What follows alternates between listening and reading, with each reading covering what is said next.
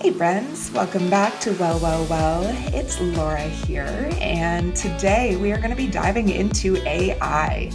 I'm going to be joined by Cat Zbar, who is the founder and CEO of Telomere Consulting. It's a marketing agency and essentially business coaching service for the fitness industry.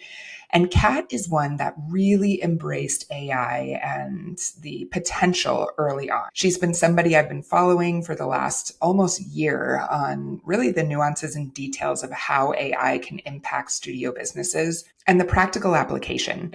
I think all of us have a lot to learn here and are just kind of treading water as things move so quickly in the AI universe. But this episode is really going to give you some clear and actionable things to think about and hopefully put into practice when it comes to creating efficiencies and really saving yourself time and money with AI. Thank you so much for being here, Kat. It's lovely to see you again. Hi, thanks for having me. Yeah, absolutely. When I was thinking about the people I know in my orbit that have spent a lot of time talking about AI, dealing with AI, especially within this kind of wellness industry landscape, I was so excited that you agreed to chat with us because it's been fun to watch what you're doing at Telomere. Thank you. Yeah.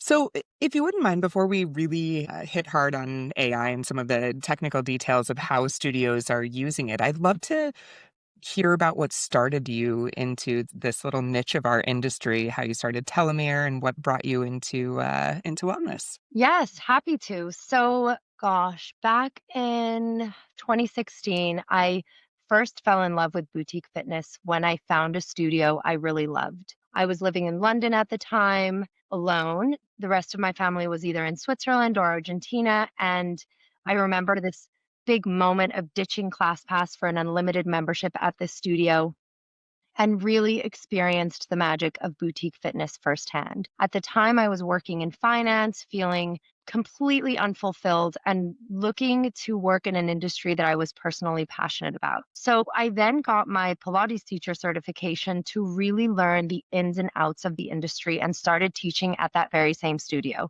Shout out to Form Studios in Notting Hill. So I fell in love with boutique fitness a second time when I started teaching at that studio in my free time and having access to the behind the scenes of how a boutique studio really operates from the inside out. Yeah. So giving me a different angle. Yeah. I think anybody who stood in front of a class and was responsible for all of those humans and how they're moving and how they're breathing and if they're safe and if they're getting something out of it just has such a different perspective when we think about these businesses. Exactly, especially when as the client, you have totally different expectations because you're going in it for an experience, whether it's just to get your workout in or to see your friends. Whereas when you're then the teacher, having that side of it in the mix really provides some, perspective on all Right. the things that studio owners struggle with. So I then started kind of organically consulting with those studio owners. We became friends. I started giving them ideas because I was realizing that there were all these missed opportunities that I was pulling from my experience in finance and in marketing. And I then quickly realized, one thing led to another, and more studio owners were reaching out, that there was an opportunity for me to provide business and marketing acumen to these studio owners that were overflowing with passion for what they were teaching, but, understandably lacking in areas where I could bridge the gap. Cool. I love that. Yeah. So that's kind of how it started. Fast forward to today, we've got a team of consultants across the US. I'm now based in Canada, and we've helped hundreds and hundreds of studios grow their studios profitably and sustainably, and more importantly, appreciating that it's possible to enjoy running your studio. And whether it's through email automations or streamlined processes, our focus has always been rooted in data and in using data to make data-driven decisions. Like it. Yeah. Yeah. I think I frankly, when I saw you really embracing and talking about AI with studios and how you were leveraging different tools, I was like, a marketing agency is the one coming out first and really diving into this. So I will say I was just a little bit surprised, but knowing your background in data and finance, it makes a lot more sense. So when we really kind of hone in on how AI is being used today and how you're making use of it, I'd love to hear from your perspective. Let's start 30,000 foot, right? right? Like, what are the big things AI can accomplish? Like if you had to put things into buckets for a wellness business, whether it's a boutique studio or maybe a longevity business that's starting right now. If you're in the seat of the studio owner, what are the buckets that you can really lean on AI for? So there's the customer facing Hmm. processes, whether it's marketing, front desk, sales, speaking to customers. And then there's everything on the internal side, which is more back end ops. Maybe there's business development and research if you're a studio that's looking to grow into other locations, other geographies. So, depending on the use case, the AI is really flexible. A lot of comes down to doing the research in order to find the right tool that can help you with the problem that you're trying to solve. Okay. Yeah, that makes total sense. And I think it's just wild how fast it's all moving. A year Right. ago, right? Like a year ago, we're all like, oh, there's this thing called ChatGPT that might be able to write emails for me. And within 6 months, it was like the number of companies and the number of options we could choose from felt endless and very overwhelming. So if you're a studio that maybe is leveraging or dipping your toe into ChatGPT, but really hasn't looked at anything else. Are there certain tools, maybe, two or three right now that you would say, gosh, these are really, really making an impact for the businesses we're serving? Yes, there are quite a few. Again, I'll say that the most useful ones depend on what that specific studio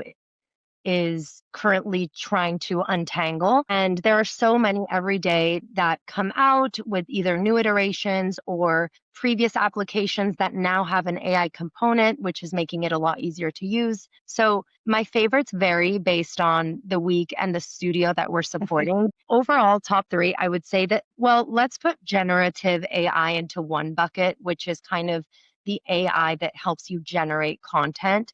So there's quite a few that are slightly different for slightly different reasons, but pretty much kind of solve the same problem. ChatGPT, Grok, Claude, Jasper, the last two being more for content marketing purposes.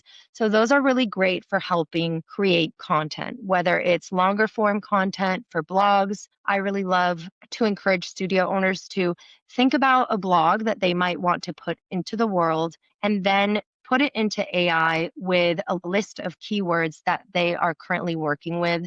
And AI will very naturally embed your keywords into your blog so that you can focus on your thought leadership and then rely on AI to optimize it for SEO purposes. So for longer form newsletters, even email automations, you can really dictate to the AI that you're using, what your tone is, what your voice is. So, really aligning it so that it feels authentic, but so that it's giving you a little boost so that you're able to create more content at a faster pace. And of course, captions for social and for ads.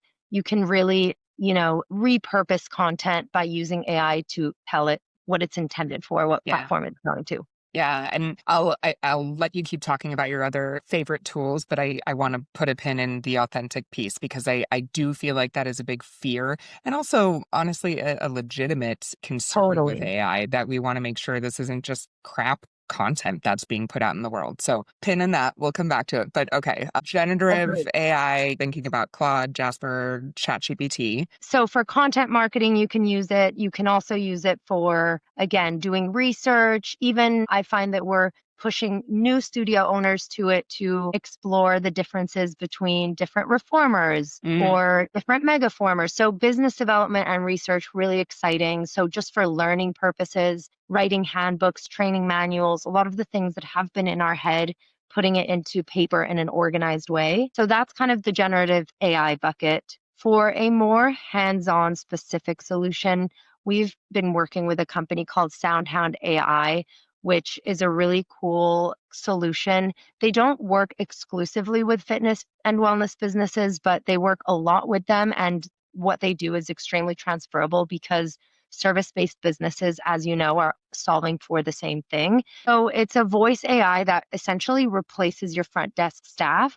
They answer the phone 24/7. It pulls information from your website, but also any additional information you give it. So it has been a game changer for multi location studios that are either struggling to attract, train, and retain front desk staff, or even single location studios that want to cut costs or have their front desk focus on in-person Hmm. conversations. Everybody knows about that crazy time, that rush hour before class and after class. If the phone is ringing on top of that, it's not ideal. Soundhound is an example of a great tool that I love to recommend. Awesome. Yeah. Just from Walla's perspective, we've spent, gosh, the last 6 to 8 months just digging in heavily to what tools we can really move the needle the most with when we start implementing or as we've started to implement AI. And we obviously, the generative part, sorry, that word trips me up sometimes. We've had in Walla from almost immediately within our marketing suite, but now we're looking at, how do we look at the daily tasks that are happening in a studio and pair them up with something that can remove even 10 minutes or an hour or however much time it is during the day from a front desk staff, a teacher, an owner's responsibility. We're releasing an AI chatbot that's going to be kind of working for you on website, but then also things like even the time that you spend searching reports or, Oh, yeah. going into your reports daily and or monthly or weekly or whatever and trying to, you may have your system where you're like, okay, these are my top 5 reports or 6 reports. That's still 15, 20 minutes of your day that you're going in, reading that data, taking action on it. So I'm super excited about what we're launching because it's going to be pulling that data to the forefront. So rather than you having to look for it, it's coming to you. It'll be front and center. Amazing. Yeah, when you see and talk to studio owners that are starting to leverage, first of all, our studios, most of the ones that you're working with, leveraging AI now. And for those that are, what's making them successful versus the ones that are kind of struggling to adopt or resisting adoption? Great question. Well, before I answer that, I am personally very excited about what Walla will come out with on the AI side Very because soon. amazing, because we are seeing the studios that are adopting AI are moving a lot faster in terms of achieving their goals than those that aren't. To answer your question, I'm seeing more and more brands open to exploring things in a new way. I think a lot of it comes down to the studio owner's personality. Are you an innovator, an early adopter, a risk taker, or are you kind of okay to wait and see how it goes for everybody else? I think that, to Yeah. be honest, comes down to kind of a personality thing. Often when we work with a studio, we kind of have to delicately ask why are things being done a certain way to understand their processes fully in order to then be able to streamline them. And you'll be surprised how often they say, oh, well, that's just how we've always done it. Or perhaps the studio owner delegated a lot of the responsibility up front to the studio manager who is not motivated by making things more efficient. They are Mhm. just coming in, doing their job and leaving. And so working with a company like ours allows them to start asking those questions,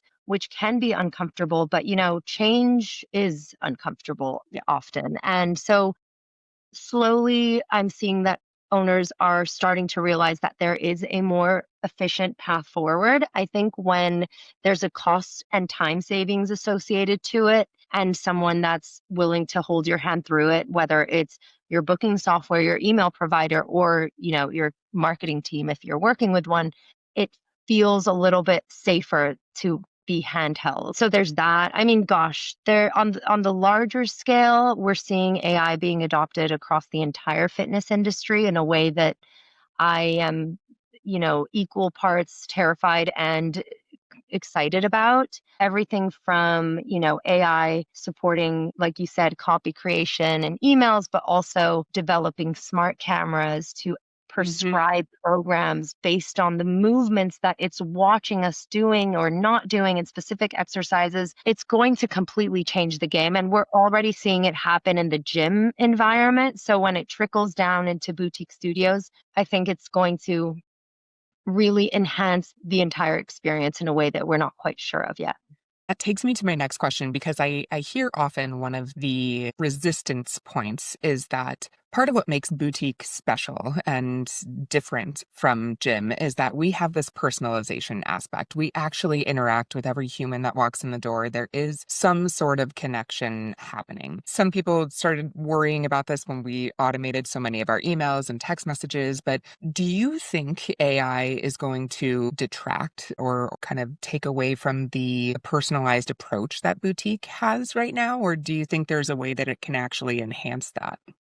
I personally think that if it's thoughtfully approached, then it will undeniably enhance the experience. Partly because consumers are more than ever wanting hyper personalized experiences and they are expecting them. So I want to be able to chat with my studio and have it tell me how many passes are left on my limited membership and maybe even tell me what class I should do next based on the fact that the last class I did kind of left me a little sore, or maybe give me some recommendations based on the fact that I have a wedding in a couple weeks and I want to look my best, or so I am seeing consumers being more demanding in that they are expecting thoughtful recommendations based on their personal experiences. And I don't think that they necessarily will care that it's a robot speaking to them so long as the information is correct. I also just like taking a step back. I don't think that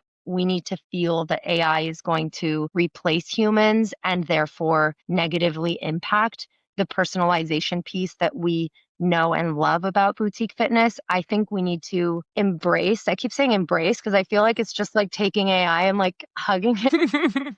I feel like we need to embrace that AI can boost us. It can allow us to improve experiences for our customers. It can enhance the customer journey by giving time back to studio owners and studio managers so that they can reintroduce a real human touch back into the client journey. I think actually you, Laura, had mentioned back when we were in LA at the Connected Yeah. conference, you'd pulled a stat about how human element inserted into the sales process results in 15% increase in sales. And that really stuck with me Yep. because it just goes to show, let's do the bots do what the bots do best, and then let the humans do what the humans do best. Yeah, that's exactly it. When I think about how AI can really enhance the experience, it's, how many times as entrepreneurs or as studio owners or gym owners have we heard there are only 24 hours in the day. There's only one of me. I only have so much money. Those three things right there are reason to give AI, first of all, the training, and we can talk about this, but the training so that it can essentially replace you, your front desk staff, your team in the tasks that really are not going to impact the customer, right? Like maybe it's just as simple as showing you the people who have declining review sentiment. Like that's something we looked at when we're building these kind of reports that are going to pop out at you. There's so many things outside of just has their attendance declined that make somebody a churn risk for your business, right? It's not just, they took 10 classes last month and this time it was 8. It's, is their, favorite teacher on the schedule still, or how far do they live from the studio? So there are so many things we can rely on that are not your time going to search all of those data points, right? Yes. And then it just boosts you and the impact you can have as a human when you do have those connection points. Exactly. And we talk a lot about time blocking when we work with owners who feel stretched thin. And so sometimes we say, okay, block out an hour a day to do client reach out to your big spenders.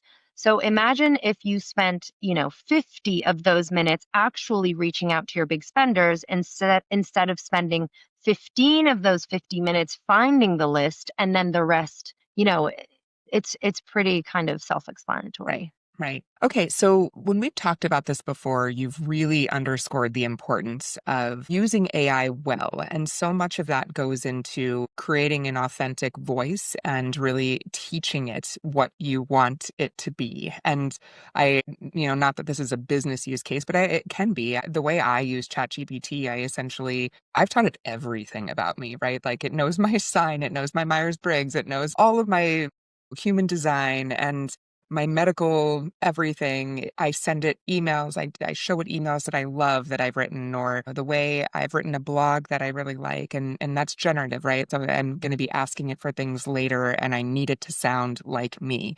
But it's an investment of my time up front so that it can feel authentic and it can really be personalized. So what advice do you give studios when it comes to the training, the investment early on? Great question. I love how close you are with your yeah. I know. It's kind of embarrassing. My ChatGPT named itself Rowan, and it has like I asked it to name itself based on our interactions, and it has like this Cute. whole reason why. Yeah, it's You funny. should ask it to find really great brands for tall women. That's such a good idea. Okay. Yeah. Yeah, good call. I was just talking about this with another friend who's looking for an outfit for this wedding we're all going to, and she's tall like you, and she took it to AI. I love it. Yeah. Here's the thing. I get why someone might be avoidant or coming up with excuses to not tackle it because we're all so busy. So you kind of push that big change thing to the end of the week and then you kind of kick it down the road. It's really common to put off tackling what feels like a massive undertaking. So I always come at it with some grace. Yeah. It's okay to feel overwhelmed by something that feels literally intangible and so futuristic that for some of the studio owners that have been running their studios in a specific way for 20 plus years, it can feel like a big change. So, if you are open to learning about it, I would say that taking very small steps is how to do it because now is the time to start getting comfortable with what that would look like. If you don't do that soon, you may get left behind because of the rate at which it's moving. And that's not to scare people, but it's kind of to say now is a good time to Yeah. start getting comfortable with it, educating yourself on it. And it's something that allows for us to start off small. You don't have to change everything all at once. I don't recommend you fire your studio manager tomorrow. You can make one small change at a time. And like you're kind of saying about teaching it about yourself, using it in your personal life to understand what it can help with, what it needs from you, where it could be useful, understanding the constraints. I found personally that as I was using it in my personal life, for instance, I drop newsletters and emails from my kids' activities and schools into ChatGPT and ask it to summarize what it needs from me or what I need to do. Or, little things like that where I realize, or I just play around with it. I ask it different questions to see at what point telomere might come up in the conversation and how, and checking the links. So just using it to get comfortable with it helps. This is not to kind of plug telomere, but using a company like Telomere to help you identify opportunities that feel good to you and your brand and your community and kind of showing you how to incorporate AI more seamlessly into this business could very well be the solution for people that are feeling a little bit more avoidant. But yeah, I think definitely now is the time to start. Yeah. I mean, and you said it early on, because of how fast this is moving, you just want a comfort level. I think that's it. Yeah. And the way I told myself, because I was in the same situation where I'm just always so busy. And I finally had this moment where I was like, let me just play, like let this Yeah. be a playful introduction so that it's not a scary thing for me. It's not something I feel pressure and like I'm going to miss out. Taking an approach where it's like, okay, how can I use this for fun to start or to solve little life problems that are personal and then start to get bigger and, oh gosh, wow, that use case would be really helpful for my business. Or the way I just taught it about me, I could teach it about my business as, an entity or a being. I think you had talked about when we were discussing this before, agentic AI, where you're thinking of that, you're Yeah. thinking of AI as almost another employee. Employee. Yeah. So tell me more about that. When you explain agentic AI to one of your clients, Yeah. how do you do it? And does that land? Yeah. So, okay, up until now in this conversation, we've been talking about tools that are either free or relatively Hmm. cheap. As I'm sure anyone listening knows, the spectrum is broad. So, when it comes to the really kind of legitimate agentic AI, we are talking about literally creating agents instead of people to fill certain spots in your company that has the same needs as an employee: learning, onboarding, performance reviews, analysis, giving it time to learn, giving it time to fail. The agentic AI component comes from the agents piece. So you might have a studio manager that is handling all of the admin or all of the reporting. There are endless ways that you can use AI by associate different roles and responsibilities to each individual agent. There are companies out there that you can hire to build out an agent that is aligned to a job description that you give the company.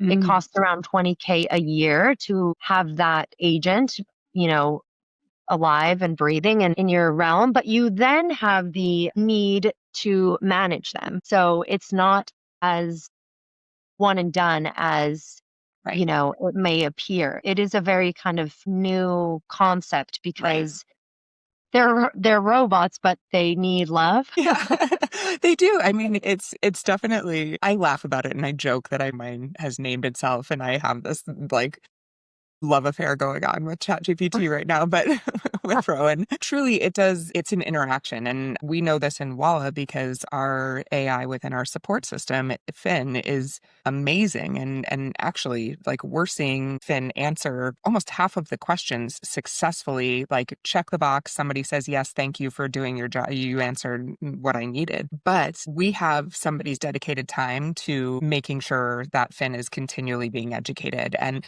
it's not tons of time. It's not as much as it would be with a full-time employee. And when we look at the ROI, like we're probably saving to headcount, like to Yes. jobs within the support department with that right now. So anyway, it is an investment, but I think depending on what your model looks like, how big your business, your fitness business is, how many employees you have right now, it definitely would be worth it to explore what's possible. Yes, and I've seen it be really successful with larger teams that have a lot of admin that Mm, everybody ends up doing that can probably be done even better by an agent. And it completely removes, the emotion from it, which has its pros and cons. But for certain roles, you right. just need someone to kind of do the things. So it's going to be incredibly transformational. And to your point on it being a little ironic that a marketing agency has really embraced the AI, it really comes down to appreciating that where a marketing agency can truly add value in this day and age is in being able to pull insights from the numbers and then create strategies that will really move the needle. And then let's get as many robots as we want to do the doing. But the thinking still needs to come from the business owner who's at the core of the mission and the vision, and the people who are supporting that to fruition, and then whoever they've got around them to bring that to life, whether it's an agency, a consultant, a booking software company, all the decisions that the owner is making is all held on by the same thread. Yeah, the opportunity here is for us to become the most human Yes. versions of ourselves, like remove some of the things that just drain us and take away from our energy that we can put into human connection and true relationships. That's the way, at least the lens I'm looking through most of the Mhm. time when I think about how we can leverage AI. So is there anything that you've changed your mind about when it comes to AI? Was there anything that you were like, okay, here's my stance as we're using this, and now as you're seeing things move so quickly, you've just said, wow, okay, I was wrong. Yeah. I don't mind to, get a little vulnerable here and share that I kind of feared it at first. Mm-hmm. As an example, when people were talking about it and there was talk about large language models and how it might impact university essays and plagiarism and, all the things. And it felt like this wave that hit everybody. And I feared it because I felt like, okay, I can see where this is going. We're all going to get replaced and that'll be that. And we pivoted very quickly to develop an in house proprietary dashboard that would allow us to pull KPIs directly from the booking softwares of the studios we work with, forcing us to place more of a focus on strategy and insights versus the actual data pulling. I was immediately pivoting to how can we make sure we stay incredibly useful to our clients and to our studios? Because even though we have this huge onset of AI, the studios and the studio owners, they still need us. So Right. how can we stay really helpful and relevant? That kind of drove that. And the fear slowly with more research and more development has transformed into kind of love and a passion for it to the point where now we are fully absorbing it into our consulting practices as a way to identify How can we continue to streamline processes and improve efficiencies and help others do the same? No, that's great. A lot of us had fear initially, so I don't know that you're alone in that, but I also think there's fear for different reasons. And I don't know, having kids, I worry that they're going to be so damn lazy. Like it can do so much. And I'm like, how are we going to evolve as humans if like so much of our lives, our brain space can be taken over. But then I, flip side of that is, okay, maybe we can use our brain space then for creative and for the things that I would hope we have passion behind rather than daily tasks and whatever. Yeah.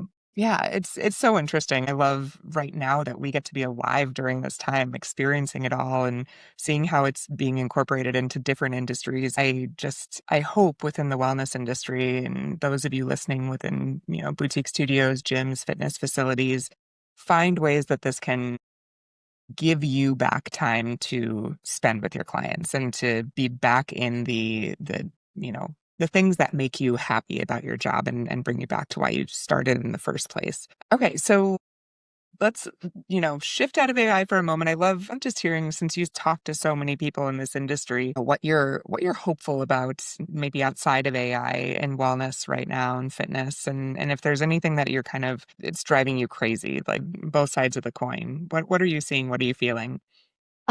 I mean, selfishly, I'm really loving that Pilates is having such a big moment because I'm a Pilates girl through and through. So to be able to go to any city and try different versions of it, different iterations has been really interesting and exciting. So I'm really loving that. I'm also really loving the discussion around longevity and recovery. But as part of kind of that same conversation, longevity is a topic that I'm really passionate about. And it's really great to see that it's finally entering the more mainstream discourse, the conversation. When it comes to talking about longevity, it's as much about lifespan as it is about health span. So it's as much about how long you'll live for, but that those years will be of high quality. What that ends up dwindling down to is that we're starting to value time more. We're starting to be way more deliberate about who we spend time with and what we spend time doing, which is really great because it then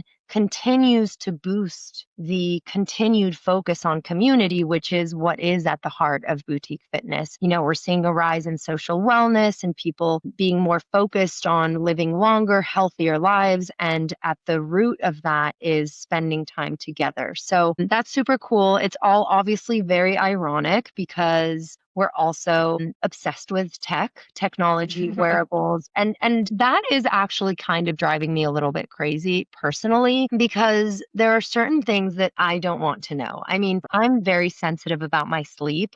I have this weird thing I do at night where before I close my eyes, I need to check what time it is. And then as soon as I open them, I check what time it is. And based on how many hours I slept, give myself kind of a score. And if it's over 7 hours, if it's at least 7 hours, I feel like I'm well rested. So I won't be tired Yeah, no, during the day. it's amazing how we play these games in our head about our rest, especially as moms. I don't know. Exactly. So I don't really want an aura ring to tell me that even though I got 7 hours, half of them I was, half awake and the other half. So a lot of it is kind of how far are we willing to go for that much information? The technology is giving us more data, more information about our biomarkers, which then means we want to be working out really intelligently based on where we're at in our stage of life. And I think that's all great, but it is a little bit conflicting because it's like the more information we have, the more obsessive we get, the more offline we want to be, but the more online we need to be to keep that data stream flowing. So I think we'll figure it out soon, but there seems to be kind of a lot of extremes going on. Yeah, I agree.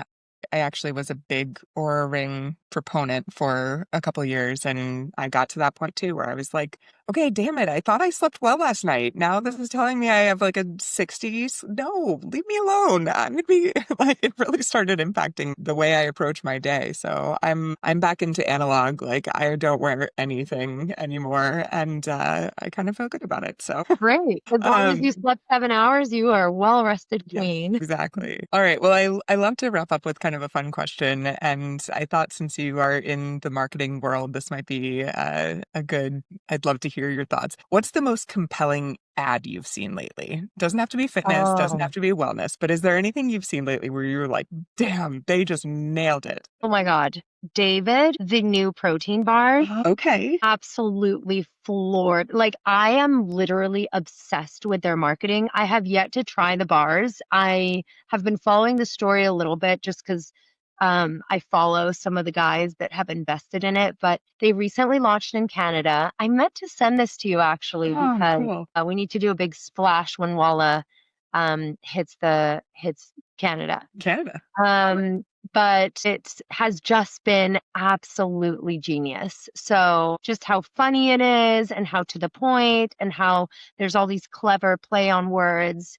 It's a very healthy, high protein, low sugar bar. There's Right. not much more to it, but the ability to take something so obvious and straightforward and then create a whole brand and sense of humor around it has just been blowing me away. I love it. Okay, I'll have to. That's funny that I haven't gotten their ads lately, or I don't know if I've Maybe, gotten them at all. I maybe, mean, I see well, them on the business on LinkedIn always pops up because I follow same thing. I know some of the investment groups or whatever, but I'll have to check that out. I don't know if you've seen, I actually don't know how to say the name LNDR. Have you seen that company? It's like an apparel company, a women's sports apparel company. no. Okay, you'll have to look at both of us will now probably get hit with ads for both, I'm sure, but LNDR. LNDR, look it up. It's and It rings anybody a bell, who's but listening, God, their ads are like so genius and spot on. And I want to meet their marketing person. I have to look them up. Yeah. Well, thank you so much for spending time with us today and sharing your insights, your thoughts. I think anybody out there who is feeling intimidated or nervous or just really